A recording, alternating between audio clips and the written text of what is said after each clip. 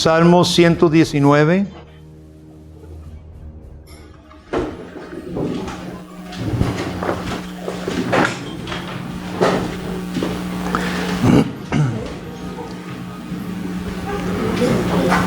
Empezando una pequeña miniserie sobre temas de la Reforma.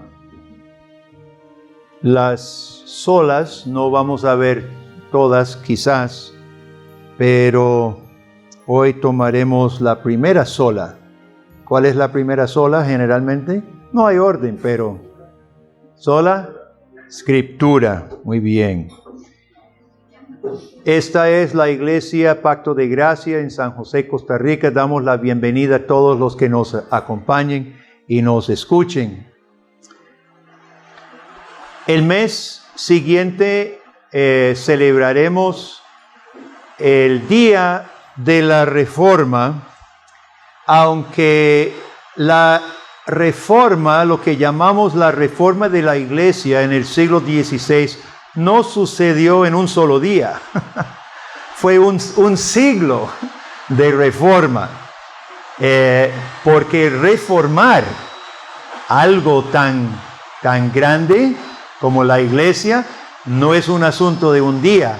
Y mantener a la iglesia sana y reformada conforme a la palabra de Dios tampoco es un asunto de un solo día. Es algo que perdura.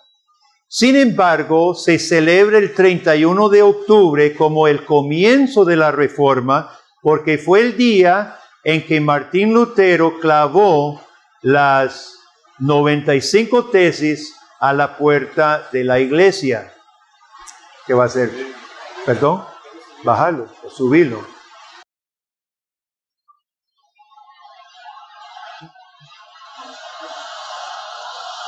¿Aló? 1, 2, 3. 1, 2, 3. Ok. ¿Se oye más duro? No. ¿Lo subió? Ok. ¿Aló? Bueno, bien. Ok.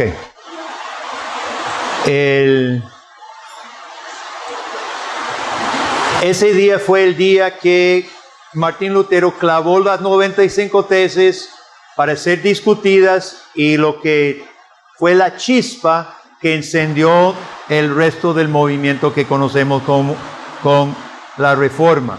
Ahora, muchas personas estudian esa época, los historiadores, los economistas, los de historia de política, estudian esta época y han notado muchos cambios para la sociedad europea que sucedieron en ese tiempo. Nosotros podemos mencionar algunos frutos que salió de la Reforma. Por ejemplo, alfabetismo. Antes de la Reforma solamente sabían leer judíos, porque enseñaban a sus hijos a leer la Torá, y el clero, algunos del clero, ni siquiera todos, había mucho monje ignorante que ni siquiera sabía leer, pero los sacerdotes y otros profesores, el clero o la nobleza, los reyes, ponían sus hijos a saber leer. Pero la Reforma, con base en su énfasis en las Escrituras, exigía que todos los padres se preocuparan porque su hijo supiera leer la palabra de Dios. Y viene el alfabetismo, la lectura, como fruto de la misma Reforma. Podríamos mencionar la misma limpieza que sucedió de la Iglesia Católica Romana. La iglesia estaba anegada en corrupción, vendían los puestos, vendían puestos a gente que no era ni religiosa. El papá de Calvino mismo era heredero de un puesto en la iglesia y lo renunció formalmente. Calvino no tenía nada, pero como eso era pagado, comprado y se heredaba, se daba un salario y Calvino renunció. Eso, la ignorancia y la superstición era terrible antes de la Reforma, y con base en la Reforma, el Concilio de Trento exigió varias reformas también de corrupción de la iglesia. Así que la misma iglesia católica se benefició por la Reforma protestante. Podríamos mencionar otras cosas por ejemplo, desarrolló imprenta. Con solo desarrollar la imprenta, cambiaron muchísimas cosas, otras industrias, comercio, etcétera, etcétera. Pero nada de esto es lo más importante de la Reforma, hermano. Todo eso es real.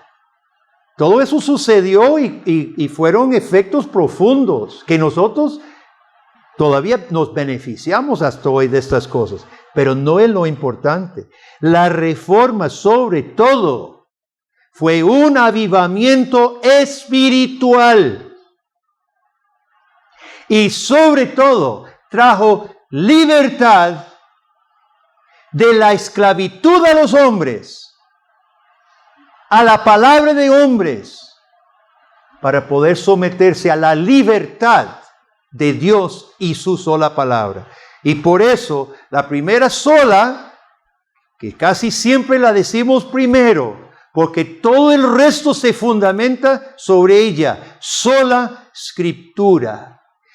Y la lucha por la sola Escritura, mire, la lucha por tener esta Biblia traducida por Casiodoro de Reina, Cipriano de Valera, la lucha por esta Biblia costó vidas, no solo destierros, no solo pérdida de dineros y terrenos, sino vidas de sangre derramada en el suelo para recuperar sola Escritura. Mire, hijos de la Reforma, ustedes que se consideran iglesia reformada, nunca menosprecie la palabra que nos heredaron nuestros antepasados, ignorando la Biblia. Si usted ignora, desprecia con su descuido y su apatía, usted ignora mujeres, jóvenes y hombres que murieron para que usted tuviera esta traducción en español y tuviéramos la Biblia. Vale la pena luchar, mi hermano. Y como mencioné, la lucha por reformar la iglesia fue dura. La lucha por mantener la iglesia sana es dura.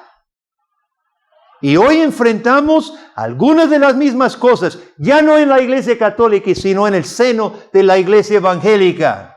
Algunas de las mismísimas cosas que sucedían en Roma, hoy suceden dentro de la iglesia evangélica.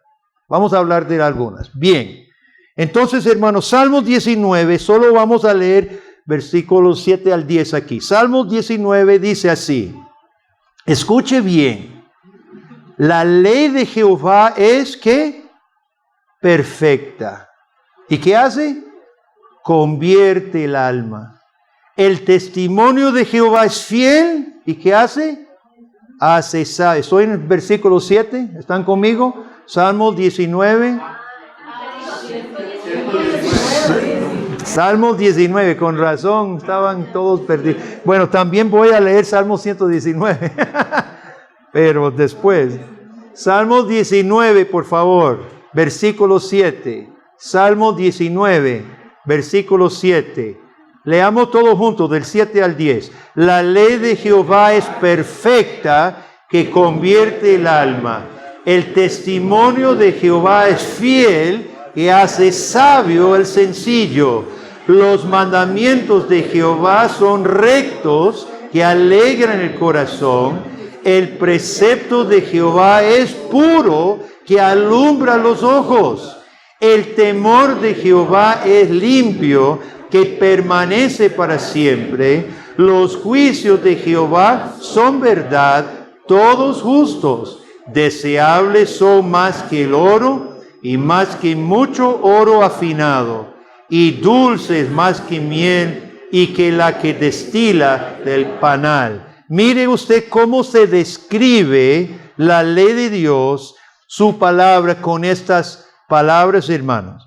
Y simplemente permítame leer, no tiene que buscarlo. En Juan 8, Jesús dice lo siguiente: si vosotros permaneciereis en mi palabra, seréis verdaderamente mis discípulos y conoceréis la verdad, y la verdad os hará libres. Libertad. ¿Por qué estamos enfatizando este punto, hermanos, con la sola escritura? ¿Sabe por qué? Porque cualquiera puede entender el concepto de solo escritura, de solo la Biblia, debería guiarnos. Eso cualquiera, eso ya, si eso fuera solo, vámonos, porque ya lo dijimos, solo la Biblia hace lo que Salmo 19 dice, pero eso no es todo el punto, hermano. Es que si no es solo la escritura que nos dirige, ¿cuál es la otra alternativa? ¿Palabra de quién?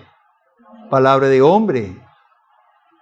Y dice Dios, y dijo Jesucristo, es mi palabra, soy yo y mi palabra única y exclusivamente que liberta.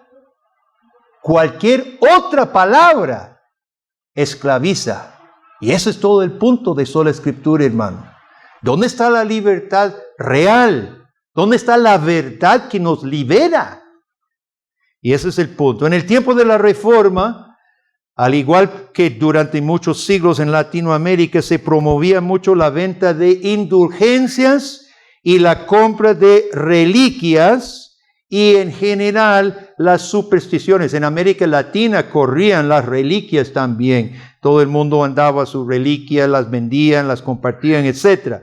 Fue tanta la creencia en las reliquias que en el año, oiga usted, 787, vea qué temprano, un concilio de la Iglesia Romana decretó que ningún templo se podía consagrar sin la presencia de una reliquia. Sabemos de qué estamos hablando de las reliquias. Un pedazo de hueso de Pedro, un pedazo de la cruz, un objeto de la ropa de algún santo, ¿verdad? ¿Qué cosa?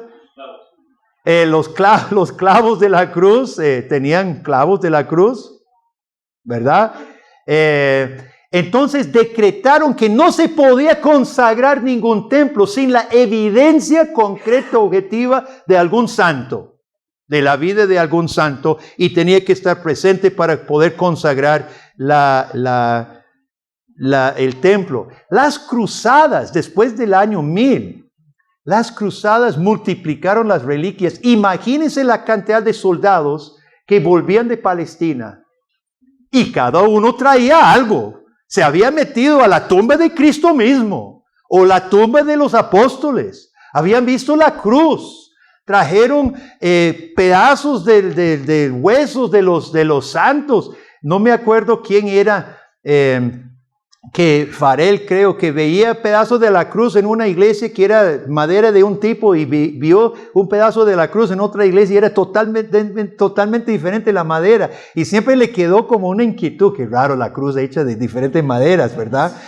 Eran tantas las reliquias, tantas astillas de la cruz, que dice Calvino, si se juntaran todas las astillas de la cruz, no sería la cruz que se arma, sino el arca de Noé. Eran tantísimas estas reliquias, y usted sabe que era un tráfico en reliquias. El mismo elector Federico el Sabio de Lutero tenía un museo de reliquias. Yo creo que en la película lo presenta muy bien, y él amaba y había acumulado un montón de reliquias y amaba sus reliquias, ¿verdad? Y Lutero predicaba en contra de las reliquias. Yo creo que finalmente sí lo dejó su afán por ellas, ¿verdad? Ahora, no vayamos tan lejos, hermanos, de estas ideas supersticiosas. En el boletín, nosotros publicamos hace unos años un muchacho que era pianista para un ungido famoso en Sudamérica, que reunía campañas inmensas, evangélico, dentro del movimiento neopentecostal. Y él vendía, ofrecía para subasta, vendía pañuelos de Israel. Como si fueran los de las cruzadas que venían con cosas de Israel.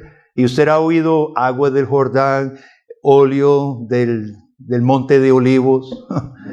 Y él promovía y se hacía rico, sacos de dinero se llevaban por los pañuelos de Israel que repartía y le pagaban. Porque Israel se llamaba el jefe el dueño de la tienda que vendía los pañuelos. El ungido no mentía, eran pañuelos de Israel.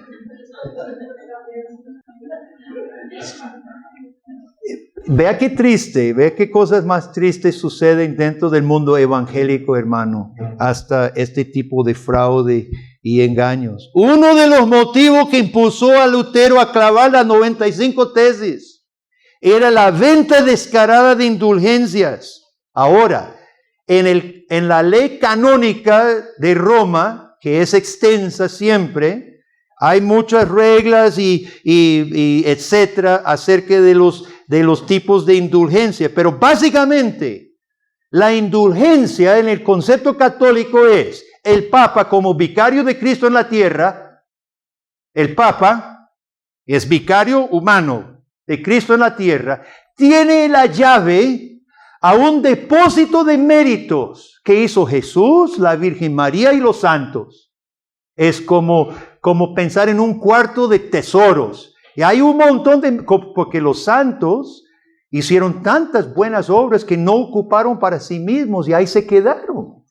Se quedaron acumulados los méritos. Y el Papa tiene la potestad de coger de esos méritos y aplicárselo a usted.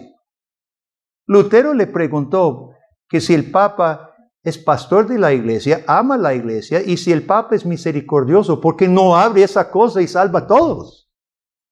¿Por qué los vende poco a poco, uno por uno, por papelitos firmados? Lutero dice, si su merced es bondadoso, que sabemos que lo es misericordioso, es el pastor de la oveja, ¿por qué no abre todo y salva a todos? Era obvio, porque vendían. Y al llegar el tiempo de Lutero, vendedores famosos como Tetzel eran muy efectivos y los papas financiaban grandes proyectos como la Basílica de San Pedro y sus guerras papales con base en la venta de estas indulgencias.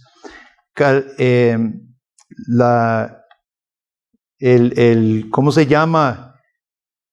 Tetzel decía su famosa frase para vender más indulgencias, que la gente creía en purgatorio y todo el mundo iba para purgatorio y papá que no había sido muy bien portado o el tío fulano que seguramente le quedaba años en el purgatorio. Tetzel decía, apenas suene la moneda en el cofre y salta un alma del purgatorio. Entonces recaudía también carretonadas de dinero para el Papa. Y eso fue todo un trinquetón, ¿verdad? Era el Papa, el arzobispo del área y el vendedor de indulgencias. El Papa de ese momento negoció con el arzobispo de Alemania para ver cómo partían y negociaban una sinvergonzada de lo que era esa venta de indulgencias, ¿verdad? Y me imagino que Tetzel andaba buenos soldados porque la carreta iba llena de oro, ¿verdad? ¿Cuántos recuerdan la iglesia en Coronado? Hace 25 años, había una placa. Yo no lo podía creer cuando llegué hace 35 años a Costa Rica. Una placa de este tamaño, que el que rezaba no sé cuántos padres nuestros en este lugar, se les remitiría los pecados no sé cuántos. ¿No se acuerdan de la iglesia Coronado? Tantas veces habían pasado por ahí y no lo notaban. Cuando los evangélicos comenzaron a atacar la iglesia católica y empezaron a salir montones precisamente sobre estas cosas, lo quitaron. Yo me acuerdo porque visito esa iglesia y me gusta. Me gusta cómo se ve. Y yo me acuerdo que llegué y le digo, y yo iba a enseñar la placa a algunos amigos y ya no estaba, ya lo habían quitado. Pero así decía, si rezas no sé cuántos, les serán remitidos tantos pecados. Así decía descaradamente.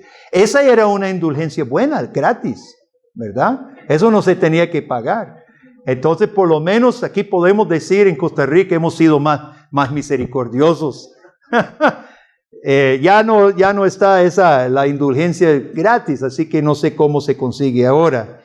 Mire, en mi viaje a Bolivia, un viaje pasado, tuve pues el privilegio de ver la famosa fiesta a la Virgen de Fátima. En esas procesiones, las personas hacen trajes carísimos, bordados y extrafalarios, cosas increíbles, y participan cientos de personas, bandas marchan, dramatizan cosas de la colonia y otras cosas de la tradición indígena. La marcha termina, los que vienen atrás o las que vienen atrás son las diablas, remachando todo lo que se ha dramatizado, unas caras horribles. Yo no sé si en televisión usted ha visto eso. Es impresionante. Como cosa cultural, era impresionante el trabajo invertido. Bailan por horas, miles de personas salen a ver. Pero hablando con la gente de Bolivia, hermano, hay una faceta oscura. La fiesta termina en una gran borrachera. Marchan a la iglesia y terminan en una gran borrachera. Sucios, camisas manchadas. Los vimos al día siguiente que vuelven a repetir, pero no podían ni caminar. Estaban todavía borrachos. Y lo más triste es el aspecto espiritual, porque los que participan habiendo hecho un voto a la Virgen, creyendo que es para buena suerte. Y ellos se comprometen algunas veces por 3 años para prepararse a comprar todas sus cosas y hacer los gastos. Y si es gente humilde, hermano, gastan todo su dinero para comprar su traje. A mí me contaron de una madre con 9 hijos que vendió su casa para financiar parte de la fiesta, pensando que seguramente la Virgencita le iba a dar mejor casa. Y se quedó en la calle. La palabra de Dios, según leímos aquí en Salmo 119, la palabra de Dios alumbra los ojos, nos saca de la ignorancia. Y esto lo creían los reformadores. Y por eso se dedicaban a enseñar la Biblia. Guillermo Farel, que era doctor en hebreo, doctor en griego, se puso a enseñar niños. Tanto creía en el poder de esta palabra, mi hermano. Tanto creía en la eficacia de la palabra de Dios y la importancia de la palabra de Dios. Y el protestantismo ha sido históricamente caracterizado por tener un púlpito en el centro de su iglesia y no un altar en que se sacrifica la misa. Y lamentablemente hay círculos evangélicos que están traicionando, y en lugar del púlpito que pregona la palabra de Dios hay micrófonos, guitarras, plataformas, cualquier otra cosa menos la palabra de Dios. En 2 de Timoteo, puede ver conmigo, hermanos. En 2 de Timoteo 3, 16 y 17, un pasaje muy familiar para todos nosotros, pero sumamente importante, porque con sola escritura estamos hablando de la suficiencia de la escritura. De nada sirve hablar de sola escritura si no hablamos de la suficiencia de la escritura. ¿Y qué dice Pablo aquí? Toda la escritura es inspirada por Dios. ¿Qué parte? Toda. ¿Y para qué es útil? Vamos a decirlo, dígalo conmigo. Para enseñar, para redarguir, para corregir y para instruir en justicia. Ahora, si la palabra de Dios a usted es suficiente para enseñar, para redarguir, para corregir y para instruir en justicia, ¿qué le falta? ¿Qué le falta? Nada. Si usted está enseñado, redarguido, corregido e instruido, ¿qué le puede faltar? Nada. No le puede faltar nada. Y Pablo lo remacha en versículos 17, a fin de que el hombre de Dios sea perfecto. Ese término es completo, enteramente preparado para toda buena obra. ¿Qué tanto preparado? ¿Qué tanto? Enteramente. Enteramente es, ¿qué porcentaje? Para estar preparado, ¿qué porcentaje? Ciento y resto porcentaje. Si usted está enteramente preparado, quiere decir que está totalmente preparado. ¿Para cuántas buenas obras? Algunas.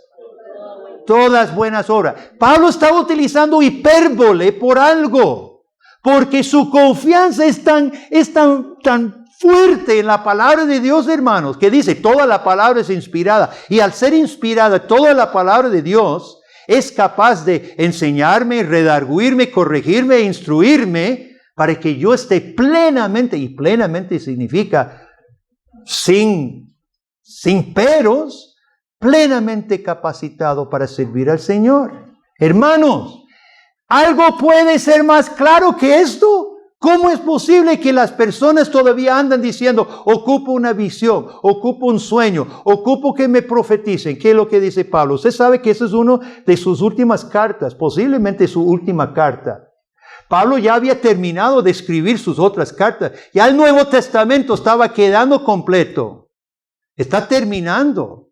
Y a Timoteo nunca le dice, ni a Tito nunca le dice en las cartas pastorales, nunca le dice, procure tener profecías como yo las tuve. Procure visiones como yo las tuve. Procure revelaciones como yo las... Pablo nunca lo dice. ¿Qué le dice en los siguientes versículos? Velo, aquí en Timoteo, ¿qué dice? Dice, te encarezco delante de Dios y del Señor Jesucristo, que juzgará a los vivos y a los muertos en su manifestación, que prediques la palabra, que instes a tiempo y fuera de tiempo. No dice, pida profecía, pida visiones, hable en lenguas. Predique la palabra, redarguye, reprende, exhorta con toda paciencia y doctrina, porque vendrá tiempo cuando no sufrirán. Vea, está anunciado. Nada nos debe sorprender, hermanos, si aquí estaba anunciado hace 2000 años. No sufrirán la sana doctrina, sino que teniendo comezón de huir, se amontonarán maestros conforme a sus propias concupiscencias y apartarán de la verdad el oído y se volverán ¿a qué? A las fábulas. Tú sé sobrio en todo, soporta las aflicciones, haz obra de evangelista, cumple tu ministerio. Mire, hermano, nada puede quedar más claro, a menos que yo esté loco. Nada puede quedar más claro que la sola escritura significa la suficiencia de las escrituras. Van de la mano, no se puede afirmar una sin la otra. La sola escritura significa que ella es suficiente para toda buena obra. Ahora bien, ¿de qué manera somos tentados nosotros a comprometer? Porque yo me imagino que casi todo el mundo, todos nosotros aquí decimos, sí, hermano, sí, por supuesto, sola escritura, estamos todos de acuerdo. ¿Realmente? ¿Cuáles son las tentaciones a volver a esclavizarnos a lo que el hombre enseña sobre la felicidad? Sobre cómo manejar mi matrimonio, sobre cómo levantar a mis hijos. Es que esto es práctico, mi hermano. De nada sirve repetir como lora, sola escritura, sola escritura, sola escritura, si no comprendo y aplico lo que estoy diciendo. Solo las escrituras me redarguyen y me capacitan para servir al Señor. ¿Qué pasa cuando hacemos? Joven, escuche bien. ¿Qué pasa cuando usted escucha los medios masivos y usted es un gran manipulado? Usted es un gran manipulado porque usted interpreta la aceptación por lo que dicen. Interpreta lo que es el noviazgo por lo que dicen.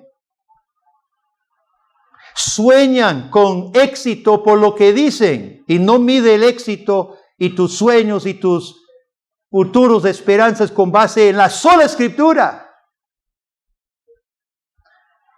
Yo tengo otro pleito. Esto es ya algo personal, ¿verdad? Y usted sabe que estos son paréntesis. Esto no es palabra de Dios. Podría tener relación, usted juzgará. Tengo otro pleito. Los audífonos. ¿Qué pasa cuando nosotros nos metemos los audífonos? Ponemos el iPhone en la bolsa y vamos por dentro, ¿verdad? Después. Bueno, primero usted se expone al peligro de que lo atropellen. Y ya me ha pasado, yo casi le he dado a algún joven que viene, ¿verdad? Por la serie y cruza la calle allí. Y porque está con quién sabe qué volumen, quién sabe qué música que está escuchando. Pero ¿qué es lo que realmente estamos diciendo? Vean lo que yo quiero abundar un poquito más en lo que nuestro mundo promueve en la juventud. Y como buenos monos, ya se lo dije, perdone, pero ya se lo dije. Como buenos monos, compramos y ponemos y escuchamos así como todo. Vea si mi interpretación tal vez esté equivocado. Yo podría estar equivocado. Acepto que usted me diga que estoy equivocado. Pero permítame decirle algo. Nuestro mundo, ya sabemos, exalta el yo. Como estaba el letrero en el muro. Nunca permitas que te digan que tú no mereces lo que tú quieres. Ese es el mensaje del mundo de hoy. Nunca permitas que nadie te diga que tú no mereces lo que tú quieres. Es el mensaje, yo soy el Dios en el mundo. Yo soy el centro del universo. ¿Y qué pasa con los audífonos? Yo busco mi felicidad. Yo estoy contento, estoy escuchando lo que a mí, y nadie me interrumpa. Voy caminando, no me interesa saludar a ninguno, no me interesa ni siquiera si un carro me atropelle. Yo voy caminando porque yo estoy en mi mundo, no me complique la vida. Ahora, esa es mi interpretación del asunto. No sé si estoy siendo muy radical, pero hermanos, si nosotros perdemos la capacidad de analizar con base en las escrituras lo que nos empujan, lo que nos venden, lo que nos ¿verdad?, ponen a través de la mercadotecnia y todo el asunto, si no somos capaces, dejemos de decir que somos reformados y creemos en la sola escritura, porque no lo hacemos. No sé si tenía alguna otra cosa aquí mencionada. Bueno, el sentimentalismo. ¿Qué es otra cosa que nos dicen? Deje que su corazón te dirija. ¡Ah! Engañoso es el corazón sobre todas las cosas, dice la Biblia. ¿Quién lo conocerá? Perverso, dice Jeremías. Y nos andan diciendo, deje que tu corazón te dirija. Y entonces la gente se dirija por pura pasión y hoy aman y mañana odian y así estamos. Porque el corazón es terrible y engañoso. Otra cosa que nos dice. Vamos a ir concluyendo, hermano. Hay otras corrientes. Ya les queda a usted la tarea. Si usted se considera hijo de la Reforma, creyente en sola escritura, aplique usted entonces enseñado, redarguido, corregido e instruido en justicia para que usted esté completamente, enteramente preparado para toda buena obra, no algunas. Sola Escritura, suficiencia de las Escrituras, y se me olvidó una más, toda Escritura, que ya lo mencionamos. Todo es un paquete, hermano. Si nosotros creemos lo que la Biblia dice de ella misma, vea otra vez, el testimonio de Jehová es fiel, hace sabio al sencillo, los mandamientos de Jehová son rectos y alegran el corazón. Y más abajo dice, permanece para siempre, los juicios de Jehová son verdad, todos justos. Hermanos, amemos la palabra de Dios. Amemos toda la palabra de Dios. Y confíe, por favor. Confíe en la suficiencia de esta palabra, hermano. Usted puede fundamentar su vida en ella. No importa que sea difícil. No importa. ¿Quién ha dicho que esto es fácil? Nadie ha dicho que es fácil. Matar al viejo hombre no es fácil. Es un muertocidio. ¿Un qué? Que tiene que pasar dentro de uno. Nada, eso no es fácil. La palabra tiene que hacer un trabajo terrible con nosotros. Nadie dice que esto es fácil. Pero confíe que usted puede fundamentar su vida sobre la palabra. ¿Quién es el centro de la palabra? Jesucristo. Si permanece en mí y mis palabras permanecen en vosotros, Jesucristo es el verbo de Dios. La palabra es Jesucristo y Cristo es su palabra. Y fundamentando nuestra vida en la única roca que es Cristo Jesús y su palabra, hermano, nosotros tenemos un fundamento seguro para siempre. Jesús termina en esa parte, no termina, pero dice en Juan 8, hablando de la libertad, remata diciendo, si el Hijo os libertare, seréis verdaderamente libres. Primero habla de su palabra y define la relación entre Él y su palabra. Si el Hijo os libertare, porque es su palabra, es la palabra de Jesucristo, seréis verdaderamente libres. ¿Usted quiere ser esclavo del hombre? Siga como vamos. Vea todo lo que dice el mundo para la felicidad. No va a encontrar ni la felicidad ni la salvación. Pero si deseamos la honra y la gloria de Dios primero, la felicidad verdadera y el consuelo del Señor, hermano, honremos su palabra. Honremos su palabra. Sola Escritura, toda la Escritura y la suficiencia de las Escrituras. Hijos de la Reforma, seamos fieles. Seamos fieles a nuestros antepasados. Honremos su memoria, no siendo menos, no siendo más pasivos y más apáticos. Seamos celosos. Honremos su memoria y su obra, siguiendo en sus huellas también. Oremos. Padre, gracias por tu palabra. Decimos muchas gracias, Señor. Padre, honramos la memoria de aquellos que dieron su propia vida o fueron desterrados o experimentaron grandes sacrificios para que hoy tuviéramos libremente tu palabra. Confesamos, Señor, que hay muchas maneras en que nosotros traicionamos tu palabra y pedimos tu perdón. Ayúdanos, Señor, a fundamentar nuestra vida sólidamente, totalmente, completamente en tu palabra poderosa y en Jesucristo, el Señor de tu palabra, el Verbo de Dios encarnado. Oh Dios, líbranos de las manipulaciones humanas. Líbranos para servirte a ti. Oramos por nuestra congregación, Señor. Levántanos con esta libertad basada solamente en tu palabra. En el nombre de Jesucristo oramos. Amén y amén.